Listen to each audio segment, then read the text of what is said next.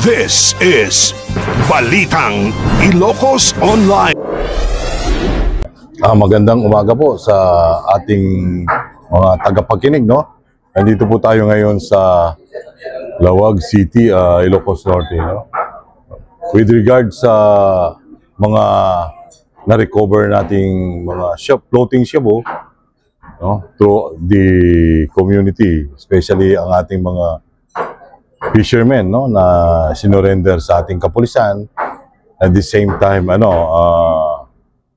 kumbaga in-inventory ng ating PIDEA dito sa Region 1 sa pamumuno ni Regional Director Joel Plaza.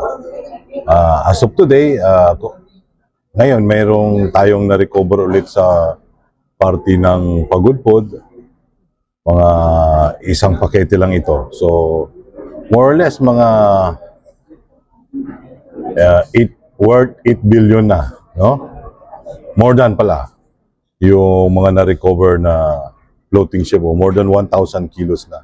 Ang pinakamarami nito ay sa Pangasinan, sa may bayan ng Agno, Bani, at Bulinaw. More or less, ano na rin, mga